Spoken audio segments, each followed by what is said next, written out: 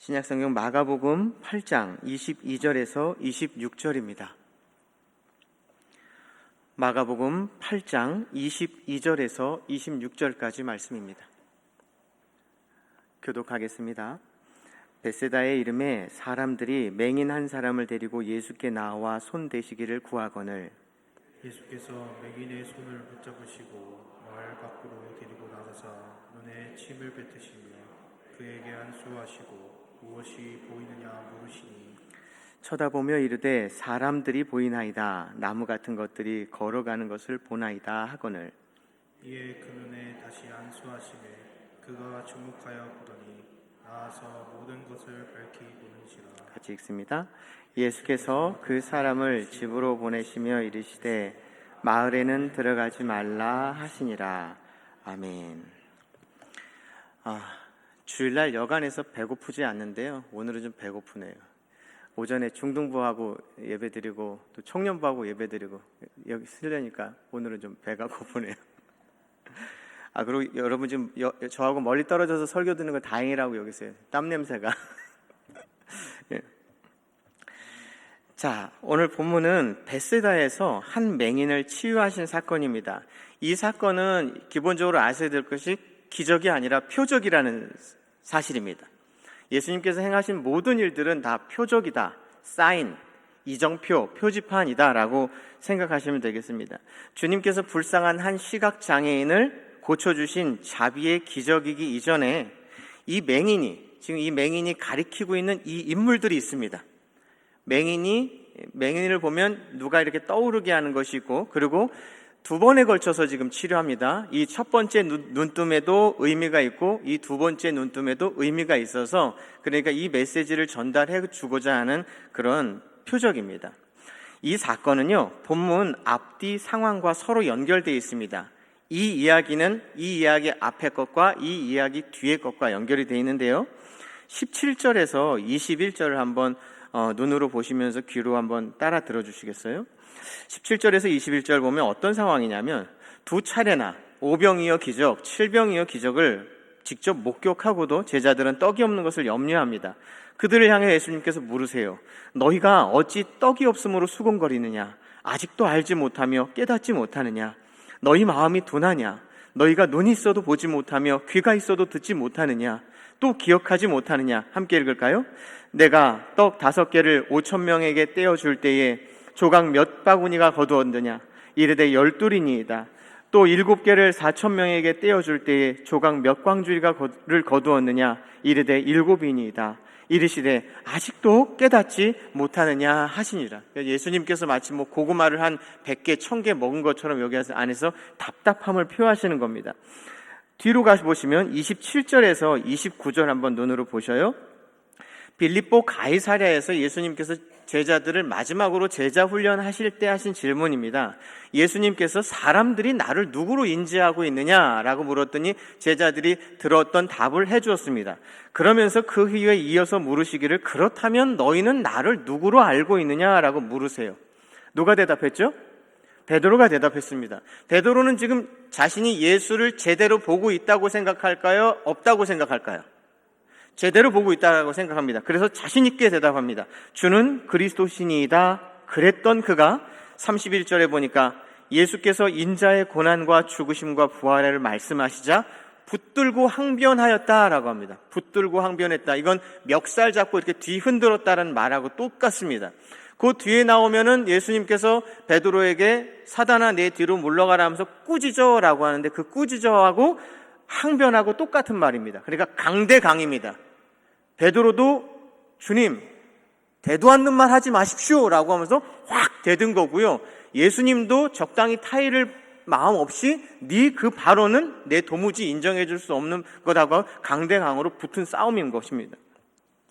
자, 벳세다 맹인을 치유하신 사건은 표적이라 말씀드렸습니다. 그리고 이 표적의 사건은 앞의 이야기와 뒤의 이야기가 연결되어 있다고 말씀드렸습니다. 자, 앞의 이야기 7병이요 5병이요의 기적을 경험하고도 떡이 없는 것 때문에 염려하고 있는 이 제자들의 둔한 마음. 베드로는 자기가 정확하게 예수님을 알고 있고 보고 있다라고 생각했지만 실제로 보고 있었나요? 아닙니다. 사단아 내 뒤로 물러가라. 금방 주는 그리스도신이다라고 고백했던 자가 뭐가 되냐면 사단이 되어버립니다. 그러니까 지금 이 맹인이 가리키는 바는 누구를 가리키고 있는 거예요? 사실상 12제자의 지금 현실, 눈의 현실, 마음의 현실, 생각의 현실, 주님을 따르고 있는 이 발걸음의 현실을 여실히 보여주고 있는 게 바로 누구냐면 이 맹인입니다. 그를 몇 번에 걸쳐서 치료해 주시냐면 2번에 걸쳐서 치료해 주십니다. 그 부분을 살펴보도록 하겠습니다. 22절입니다. 벳세다의 이름에 사람들이 맹인한 사람을 데리고 예수께 나와 손대기시기를 구하거늘. 이 맹인이 좀 독특합니다. 어떤 점에서 독특하냐면 뒤에 마가복음 10장에 가보면은 바디메오라고 하는 맹인이 등장합니다.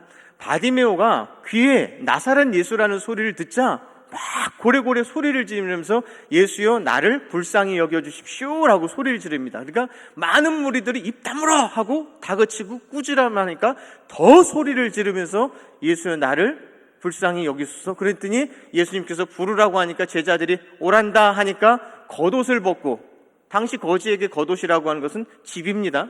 덮고 자는 집이란 말입니다. 그러니까 집을 치료하시고 가서 챙기면 되겠지라고 하지만 이 태도에는 의미가 있는 것입니다.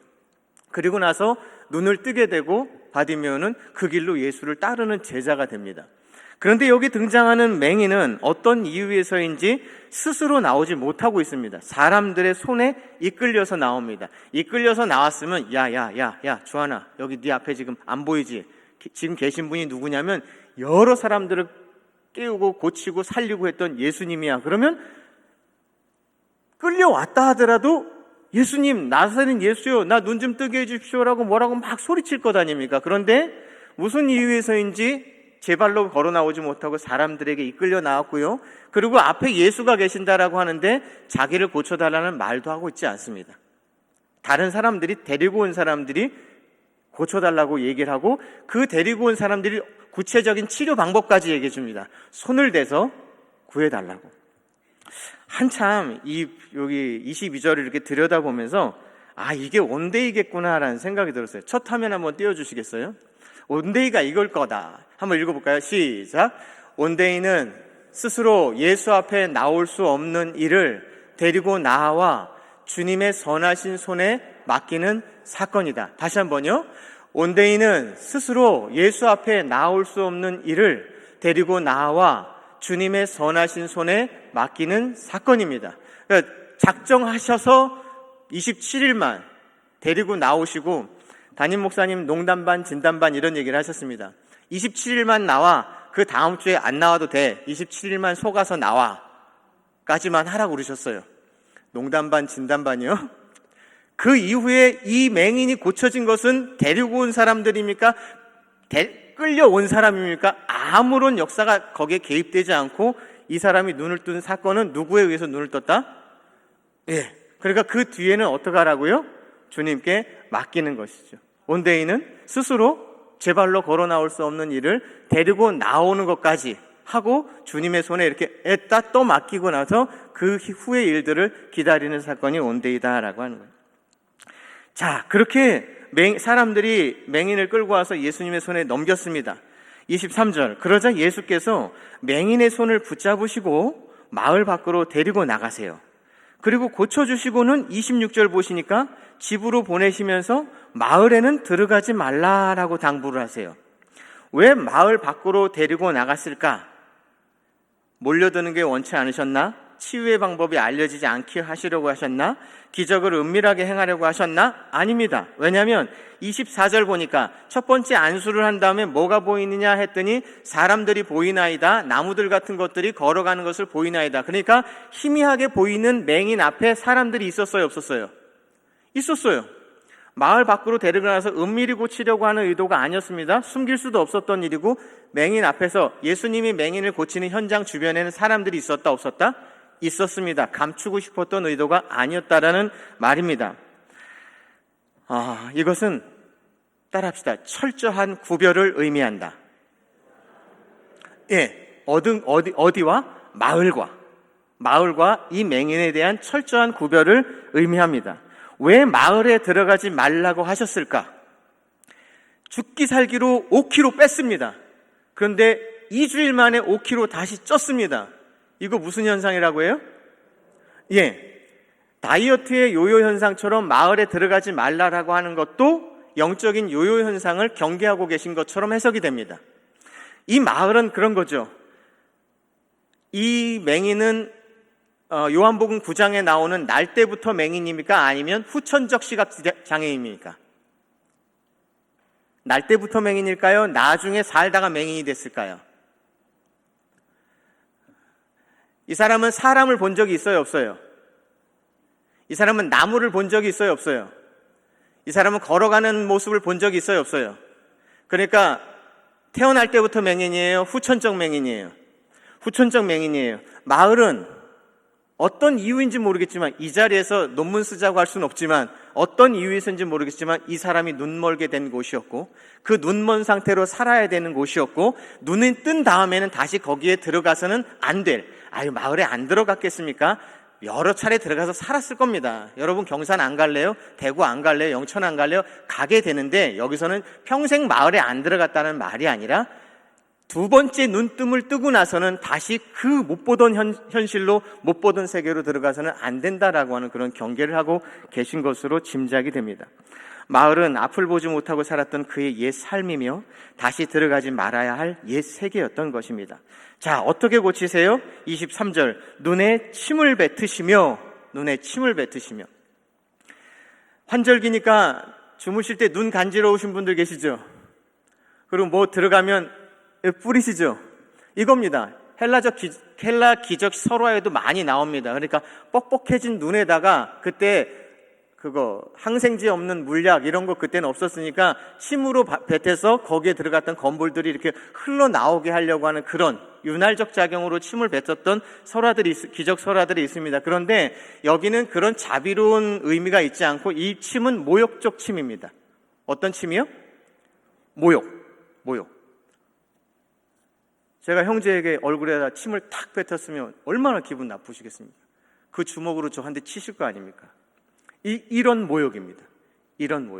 이때의 모욕은 이겁니다. 이 모욕은 이 맹인이라고 하는 한 인격체와 맹인이 하나님을 떠난 인생이 짊어지고 살아야 되는 영적인 안매함을 떨어뜨려 놓은 겁니다.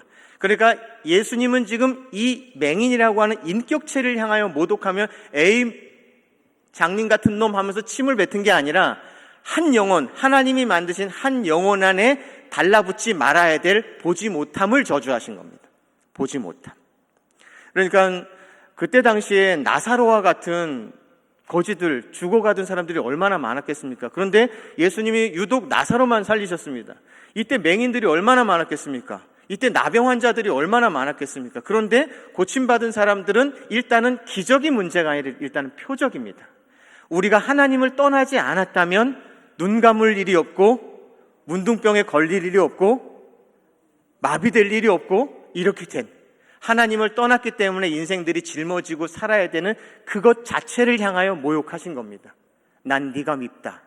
내가 만들어 놓은 생명체에 덮어 씌워져서 평생 얘를 괴롭히는 너의 그 증상이 밉다라고 해서 거기에 모욕을 하신 겁니다.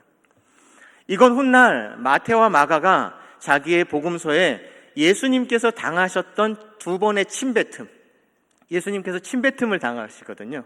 그 두 번의 침뱉음을 이 지금 맹인이 당했던 이 모욕의 침뱉음을 이렇게 오버랩 시켜놓은 것입니다. 이가 당했던 모욕으로 인하여서 이 맹인은 회복됩니다. 치유가 일어납니다. 그리고 훗날 예수께서 십자가상에서 침뱉음을 두 번 당하는데, 그렇게 예수님은 죄가 있으세요, 없으세요? 없으신 겁니다. 그때에 이들이 조롱한 모욕과 조롱한 침은 어디를 향하여 던진 거냐면, 저와 여러분의 죄를 짊어지고, 죄 없으신 예수 그리스도가 저와 여러분들의 죄를 짊어진 거니까 얘들은 네가 메시아라면 내려와봐 이놈아 하고 이런 조롱을 했을지 모르겠지만, 영적인 의미로서는 침뱉음을 당할 분이 아니심에도 불구하고 우리의 죄를 짊어지셨기 때문에 그 침은 내가 짊어진 나의 모욕으로 받으신 거죠. 그 모욕 때문에 우리가 치유되었고 우리가 회복되었다라고 하는 것이 여기에 남겨져 있는 것입니다. 자, 23절 보니까 첫 번째 안수를 하시거든 무엇이 보이느냐라고 물어보세요. 팔이 빠졌습니다. 옆에서 이수광 집사님이 팔을 딱 맞춰주셨습니다. 목사님, 팔 흔들어 보세요. 이걸 물어보는 게 아닙니다. 안수를 하고 나서 고쳐졌는지를, 치유가 됐는지를 확인하려고 물어본 게 아닙니다. 주님은 지금 얘가 희미하게 볼 줄을 알았을까요? 몰랐을까요? 아셨습니다. 그러니까 지금 내가 너한테 가한 이 치료는 완전하다, 불완전하다? 불완전하다라고 하는 것을 일러준 것입니다. 첫 번째 안수를 받고 눈이 떠졌습니다. 이젠 아예 안 보이는 맹인은 아닌 겁니다. 주님께서 물으십니다. 무엇이 보이느냐? 맹인이 뭐라고 대답하죠? 사람들이 보이나이다. 나무 같은 것들이 걸어가는 것을 보나이다. 이건 보이는 거예요? 안 보이는 거예요? 보이는 거예요. 그런데 여기서 얘기하고 싶은 것은 안 보이는 거예요. 제대로 보지 못했다면 보는 거예요? 안 보는 거예요? 이걸 얘기하고 싶은 거예요.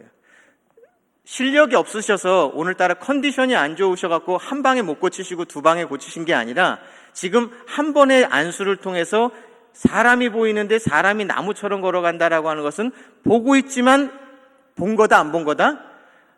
못 본 거나 안 본 거나 진비 없는 것을 봤다라고 하는 것이 지금 누구를 얘기하고 있는 거냐면 예수 그리스도를 따르고 있는 12 제자를 얘기하고 있는 겁니다.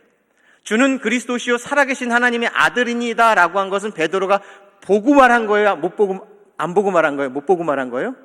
지는 보고 말했다라고 얘기하지만 예수님이 지금 삿대질하는 게 아닙니다. 여러 가지 표적과 기적 속에서 자기가 못 봤다라고 하는 것을 누가 지금 증명하고 있어요? 제자들 본인들이 증명하고 있습니다. 기적들을 경험하고 떡 하나가 없어서 호들갑을 떨고 있고, 봤다라고 했는데 내가 인자가 고난을 당하고 부활하고 해서 이 얘기를 했더니 멱살을 잡았다. 그러면 그리스도를 제대로 본 거예요? 안 본 거예요? 안 본 겁니다. 그러니까 지금 이 한 번의 안수를 통해서 본 건지 안 본 건지인데 못 보고 있는 이 맹인은 누구를 지금 삿대질하고 있느냐? 제자들을 지금 겨냥하고 있는 것입니다.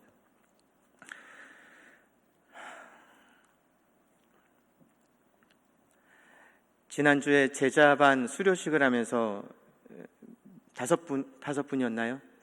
간증을 하시는데 얼른 펜이 없어갖고 제 카톡에다가 메모를 했습니다. 삶의 문제 해결사로만 하나님을 여기고 각성이 아니라 도치로 살아가고 어느 집사님, 어느 성도님은 저 하나님을 조금 알았을 뿐입니다. 정말 부끄러운 건 필요할 때만 하나님을 꺼내보는 것이 아닌지 이런 얘기들 하셨습니다. 저만 들은 거 아니잖아요. 저만. 예. 그러니까 제자반 수료식을 하는 그분들은 누구냐면 지금 한 번 안수받고 지금 희미하게 보이는 사람이다라고 본인들을 인식해도 위험하지 않을 것입니다. 사실 저도 두 번째 안수까지 받은 사람인지 참 불경하고 무책임한 발언인데요. 무책임한 발언. 강단에서 지금 이 많은 성도들 앞에서 설교한다라고 선 놈이 저도 아직 보지 못하고 있습니다라고 하는 말은 상당히 무책임한 말인데 살수록 내가 두 번째 손길까지 받은 사람인가라고 하는 것을 의심하게 됩니다. 왜냐하면 저 스스로 때문에요. 그러니까 우리도 이렇게 안다고 주는 그리스도시요 살아계신 하나님의 아들입니다라고 해서 안다고 떠들었으나 실은 여기에 모두들도 한번 생각해 봐야 될 것이 우리도 못 보고, 그런데 이 사람들이 항상 하는 악한 습관이 뭐냐면 자기는 봤다는 거지. 너희들은 나를 누구라고 하느냐? 그럼 베드로가 막 똥마려운 강아지처럼 끙끙대고 있으면 아휴 기특하다라고 할 텐데 딱 손을 들고는 대답을 하는 걸 보면 저도 누군가가 묻으면 묻기가 무섭게 대답하는 걸 볼 때마다 그러고 나서 수일이 지나지도 않고 하루 이틀이 지나고 나서 내가 그것밖에 못 봤다라고 하는 걸 확인할 때마다 우리도 이렇게 신앙생활하고 있지는 않은지 두렵게 살필 일입니다. 그러니까 29절에 있는 주는 그리스도신이다라고 하는 베드로의 대답은 맞는 답일까요? 틀린 답일까요? 저는 여러분들도 지금 틀린 답이라고 확언하실 수 있을 겁니다. 이거 틀린 답입니다. 틀린 답입니다.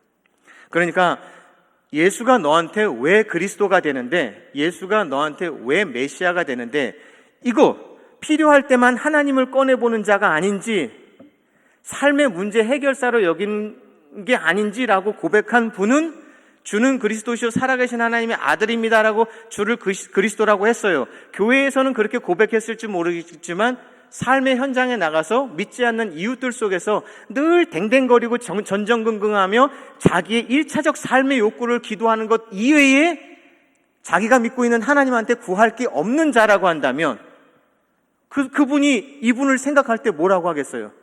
고작 딸내미 대학, 고작 아들내미 결혼, 고작 사업 성공, 저가 요구하는 거나 내가 요구하는 거나 하나님한테 어떻게 생긴 분인지 모르겠지만 그분한테 구할 게 결국 너나 나나 이퀄이라고 한다면은, 그쵸?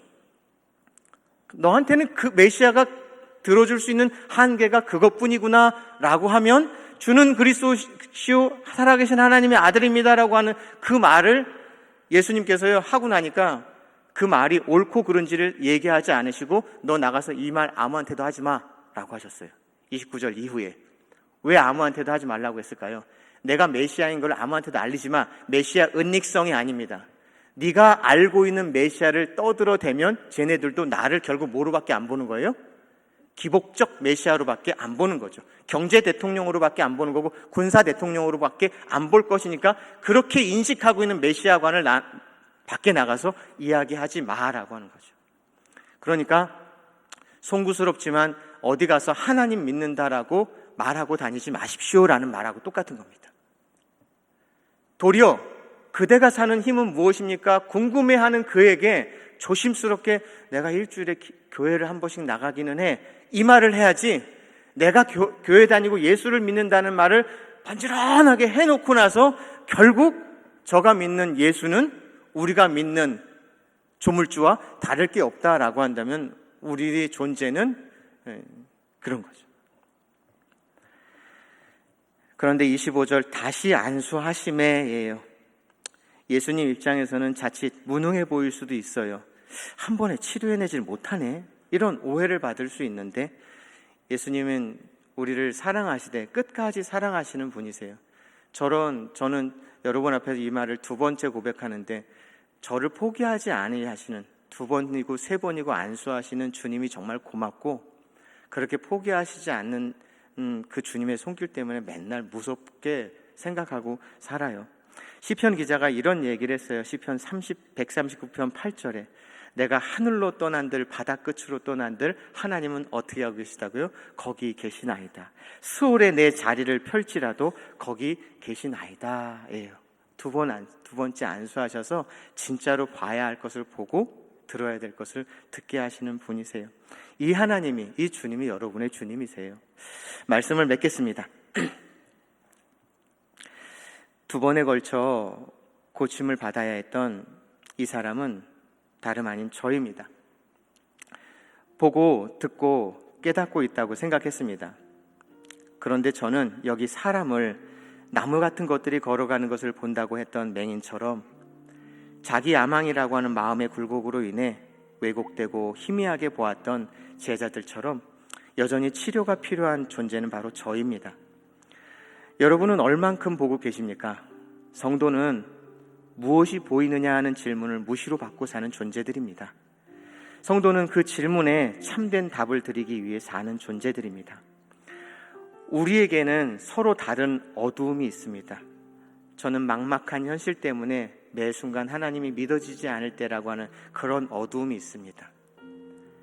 남은 평생 휠체어를 기대어 살아야 되는 한 영혼한테는 그 휠체어가 그 영혼의 어두움일 것입니다. 남편을 사별하고 홀로 자식들을 건사해야 되는 한 여인네의 그 척박한 삶은 그 척박한 삶의 어두움일 것입니다. 그렇기 때문에 우리는 내가 답을 내려 하다가 하나님을 기대고 살다가 그렇게 우리는 각자가 처해진 어두움이 있습니다. 우리에게 서로 다른 어두움이 있지만 그래서 두 번째 만지심이 필요한 자는 바로 저이고 여러분입니다. 오늘 이 이야기를 희미한 깨달음에 머물러 있는 우리 영혼의 상태를 진단해 오시는 주님의 청진기로 받으셨으면 합니다. 그래서 저의 영혼을 그 치유의 손길 앞에 내어놓습니다. 고백할 수 있기를 빕니다. 성도 여러분, 제자들에게 두 번째 만지심이 있었습니다. 그것이 세상에 얼마나 다행이었는지 모릅니다. 덕분에 그들을 믿음으로 살 수 있게 했고요. 그런 그들을 통해 주님은 세상에 교회를 선물할 수 있었습니다. 하지만 그것 때문에 그들은 모진 핍박과 박해 앞에 생명을 드려야 했습니다. 여러분, 이 두 번째 만지심이 우리를 어떻게 바꿔놓을지 모릅니다.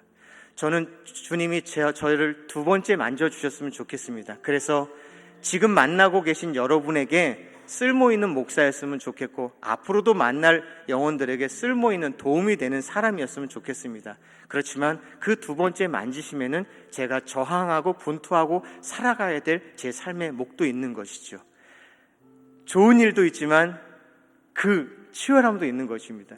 그래서 여러분에게 여쭙겠습니다. 그래도 여러분은 그 두 번째 만지심을 소원하고 계십니까? 우리 찬양하고 말씀을 맺겠습니다.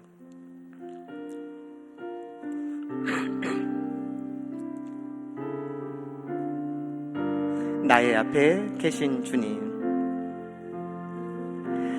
나의 앞에 계신 주님, 나의 눈동자에 주 있게 하소서. 나의 머리 위에 계신 주님, 나의 머리 들어 주 바라보게 하소서. 나의 앞에 계신 주님, 나의 눈동자에 주 있게 하소서. 나의 머리 위에 계신 주님, 나의 머리 들어 주 바라보게 하소서. 나의 좌우 옆에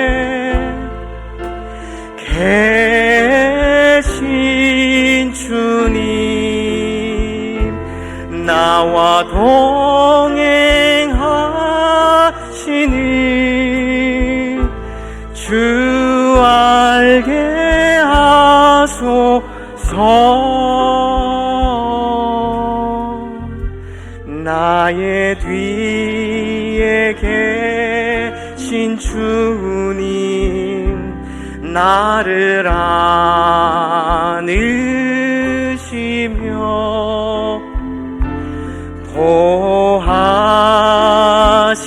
보하시는 주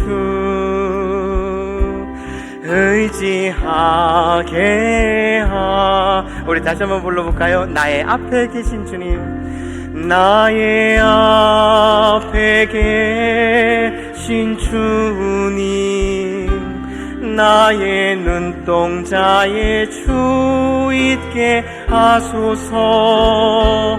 나의 머리 위에 계신 주님, 나의 머리 들어 주 바라보게 하소. 나의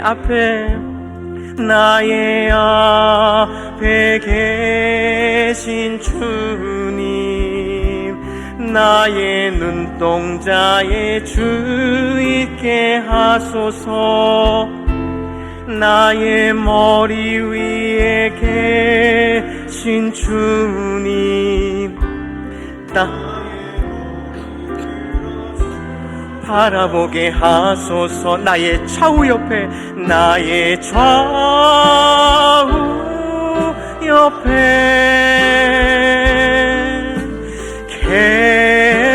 계신 주님,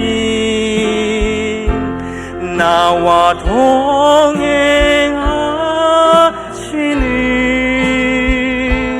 주 알게 하소서.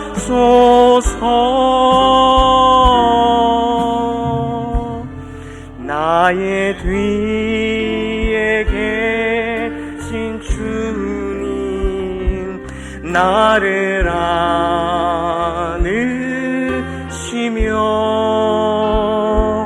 보하시는 주 의지하게 하소서. 더 나은 삶을 위한 마중물 기도로 설교 마치겠습니다. 시작. 자비하신 하나님, 나의 눈을 열어주소서. 이것보다 더 절실한 기도는 없을 것입니다. 두 번째, 만지심을 구합니다. 두 번째, 눈뜸을 간절히 소망합니다. 하여 그리스도를 그리스도로 알아보는 은혜가 있기를, 주의 나라와 주의 뜻을 더 밝히 보고 알기를, 들어야 할 것을 듣고 보아야 할 것을 볼 수 있기를, 그리하여 더 온전히 순종하는 제자로 하나님 나라 위에 살기 원하오니 성령님 우리의 동행이 되어 주십시오. 예수님의 이름으로 기도합니다. 아멘.